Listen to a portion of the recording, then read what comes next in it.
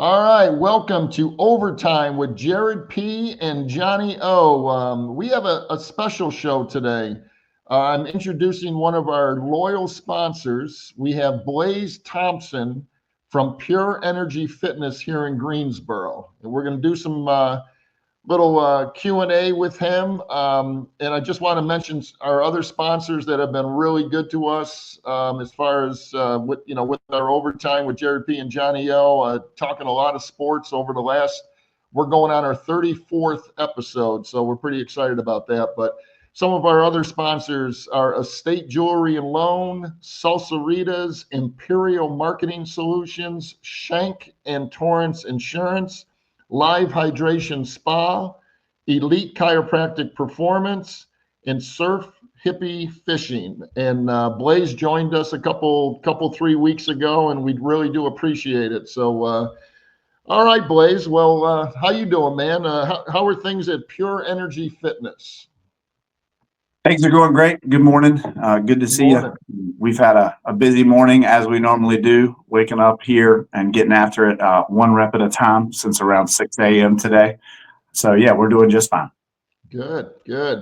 Well, tell us a little bit about what you're doing at Pure. Well, tell us a little bit about yourself, how you got started, and then just tell us a little bit about what you do at Pure Fitness.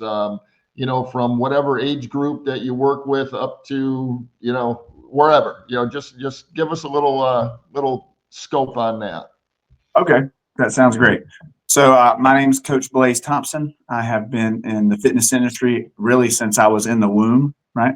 My mother had a fitness television show when I was a kid. She was a kind of a prominent local celebrity. Her name was Julie Luther.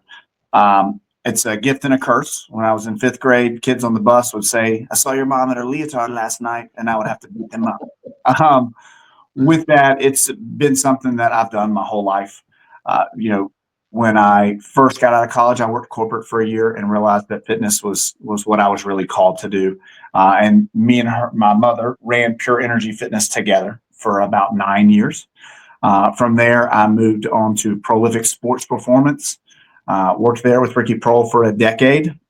In my tenure between the two facilities, I've worked with professional athletes, trained Cal Petty, the NASCAR driver, for a couple of years, traveled the country with him back in 06, 07.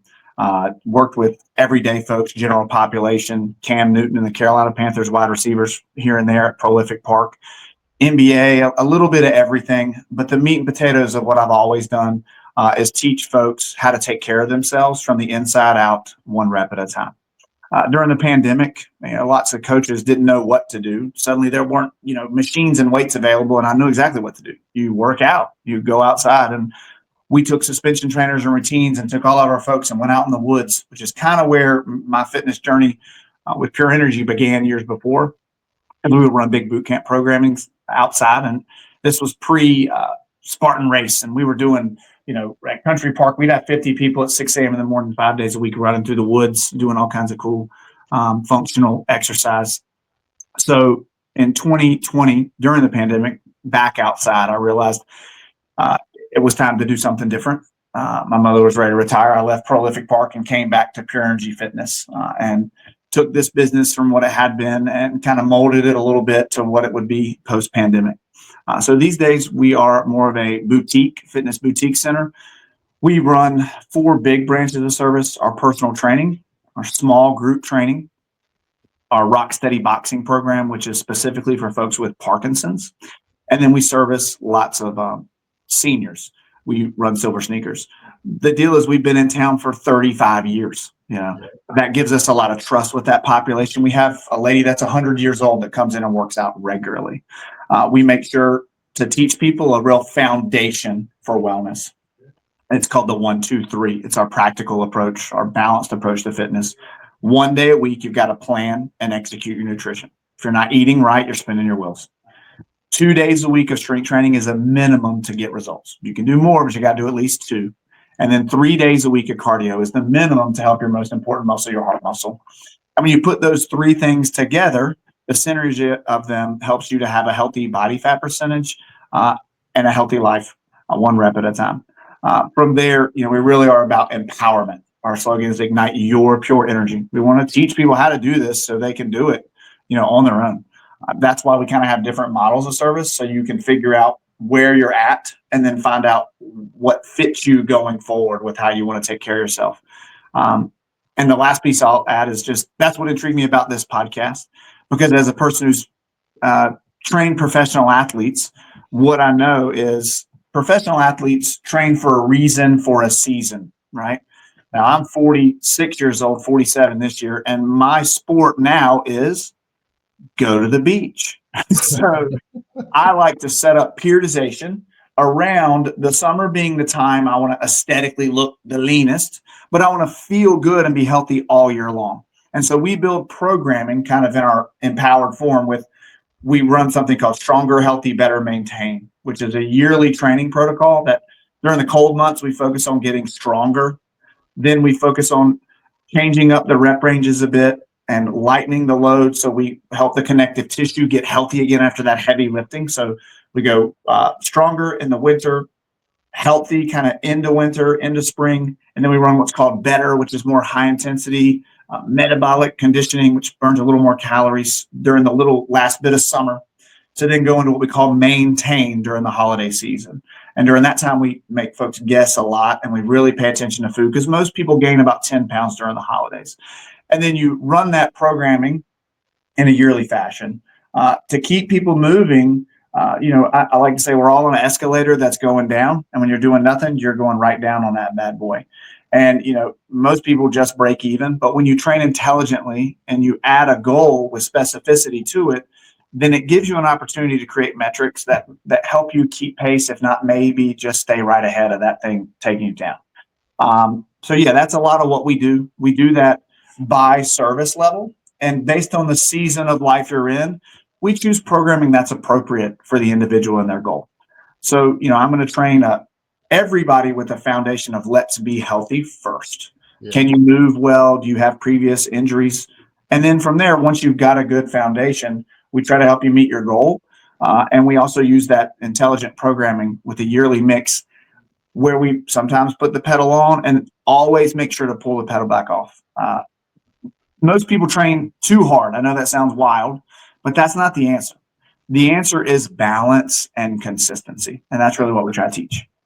No, I like it. See, it's more than just going to lift weights, running, walking, doing whatever. I mean, you educate the people. You let them know what they need to do, what's best for them. And a couple of things that you said, you really do have a 100-year-old lady that's incredible. That blows my mind when I love seeing that.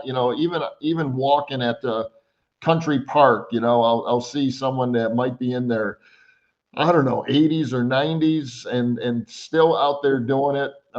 That's what keeps me going. And I know once you stop, and I'm getting up there now. I hate to say it, I hate to give it away, but I'm in my 60s now, my early 60s, but you got to keep moving. And I think, once you stop, then everything stops, right?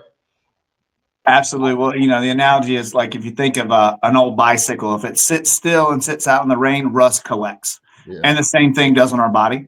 And generally, what we do accumulates over time. So if I sit on the couch and I eat potato chips, I become a couch potato, versus if I exercise consistently and I do that with the nuance of rest and work and add those things together, then over time, that begins to accumulate on me as well. Gotcha. I do. Man, for the past really 13 or 14 years, once I had to stop kind of playing basketball. I played basketball right up until I was about 50, I guess. But then the knees started, I shouldn't have been playing, and I'm thinking, okay, I got to find something else. So I'm playing a lot of golf now, which I'm addicted to. But, I really got on a walking program that, I made sure I was walking 3 or 4 miles straight a day, not throughout the day, but, that 3 to 4 mile walk, and I live near the Greenway, so that makes it easy. And I go to Country Park a lot, and my girlfriend Kim loves to walk too, so that makes it a lot easier. But I feel good. sometimes I don't want to walk, but the key to that is you always feel good after you walk. But, so it's, I really try to do that. But, well, let me ask you, I mentioned that you worked with some professional athletes for sure. Cam Newton and the boys over at Prolific Park. And that's actually where you and I think, met quite a few years ago when I was bringing my kids over there. So that's kind of cool, very cool. And that was one of my questions. And but what should I do? What would you recommend me doing that I love to golf like twice a week? I want to finish that 16, 17, and 18th hole just as strong as I did, in that between the third and sixth hole or whatever, because it takes me a little time to get loose. What should I be doing to help me in that little game of golf? First, I want to just to commend you. What you said a second ago, it rings true. I say the first step is the worst step, right? So lots of people don't want to do the walk, and I tell folks 20 minutes is a minimum. And if you walk 10 minutes away from your house, you'll be trapped and you'll have to walk 10 minutes back. Yep. And there'll never be a time you get back from that walk and you regret it. Like, I hate I walked. Once you get back, it's always thank you, So the answer to your question is definitely what I spoke about earlier, that 1, 2, 3. I know it sounds wild, but nutrition definitely plays a role in how you play late in the game on the golf course. Are you fueling yourself well? And that doesn't mean you've got to, count macros. We are the most sophisticated machines on the planet. If I put bad fuel in a race car, it's going to run bad. So if you're eating healthy and you're getting a mix of healthy proteins, vegetables, fruits in relatively appropriate amounts, it's going to help your performance on the golf course. A guy who is in better shape is going to play better late in the game than somebody who's overweight. You're just not going to have as much energy left at the end as far as what you can use, plus when you're well conditioned. So beyond that, you can get a ton out of just 2 days a week of strength training. We have a gentleman here that played golf in college, played golf his entire life, had never really lifted weights. When I met him, he was an accountant, finance guy. And then it was obvious for several years, the heaviest thing he picked up was his coffee cup or his pen, right? And with that, when he started strength training, he increased his drive by 25 yards within the first 3 months, just because he learned how to use his body butter and he connected things that had never been connected neurologically and with his CNS. So with that, we say, if you don't stop doing the basics, you never have to go back to them. If you have a basic regimen of strength training to build that foundation, everybody should be doing a knee bend, so a squat. Everybody should be doing a hip hinge, bending at the waist, getting their glutes and hamstrings, their posterior chain involved. A press, a push, a rotational exercise, and then also working stability. If you put those things together, then you're building the recipe for success for what we call total body strength, right? By adding that in, it'll help your performance on the golf course immediately. And then the last one was, also enjoyed that you said walking earlier. Walking is the number one best exercise on the planet. And with that, it's the thing that we all can do most easily. Now, ideally, you would walk as a foundation. Most busy people, most sedentary people, are stressed from all the little things they have to do at work. And getting out and walking has a fantastic effect on your brain and how it works. It connects the left and right sides of your brain as well. But as you progress, I'd love to see you add 1 day of moderate intensity cardio. So it means maybe walk and light jog. You don't have to go hard, or get on elliptical or use a little rower for time, getting that 20 minutes minimum. And from there, once you get about 3 weeks of that under your belt, you'd add in one high intensity day a week. So a little burst and then recovery, a burst and recovery. And that can be walk 5 minutes, do 1 minute of low zone, 1 minute of high zone, back and forth for another 10 minutes, and then walk just 5. You did it in 20 minutes. And that's important because it teaches you recovery rate. When you work hard, how long does it take for your heart rate to come back down? That's a great indicator of overall heart health. Yeah. So just by putting those minimums together, just 2 days of strength, and then changing up those 2 cardio days, since you're already walking so much, would help you tremendously. You would see your game soar, really. It'd be kind of atrocious. I got to ask you a quick question. You mentioned that recovery rate. Of course, I got the Apple Watch and the Apple phone and all that, and we're always counting steps and this and that. And I always look at all the data afterwards. And I was looking at that recovery rate after like a 1 minute or 2 minutes after your workout. Do you know? I don't know. I'm 62. For a 62-year-old guy, what should that recovery rate number be?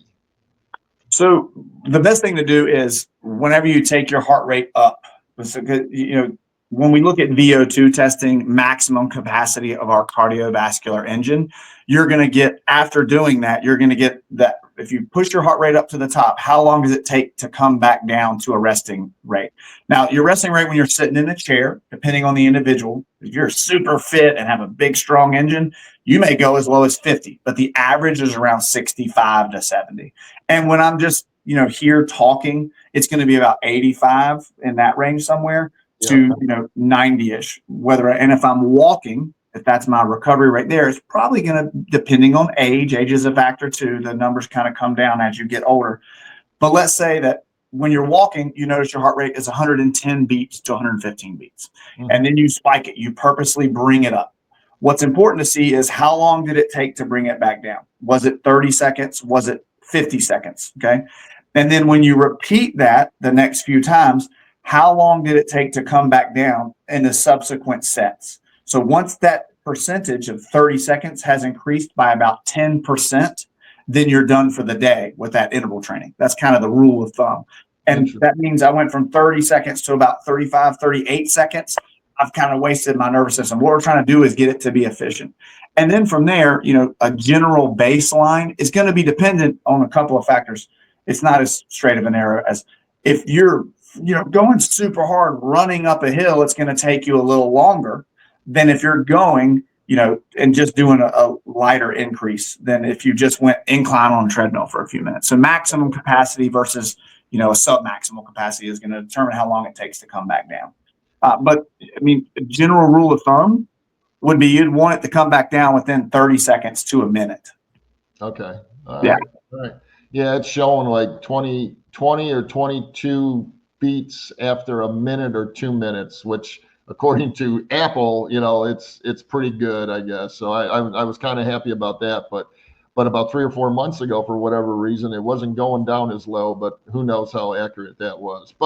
And also, when you look at that data, sorry, I'll jump in because I told you, if you get me going, I'll dork out on some of this stuff. Because, the basics always win. Find a baseline for yourself and also understand what the data is saying. There's a difference in your resting rate when you are literally laying in the bed at rest and in what would be like an active resting rate if I'm just walking. And is it giving you a range from your lowest in the day when you're literally laying in the bed to when you went the highest in that 22 beats a minute and a half? Or is it talking about what you're doing while you're at activity? So just a little nuance there. And if you come to the gym, we can play with it and find out. All right. And we do. I need to come to that gym.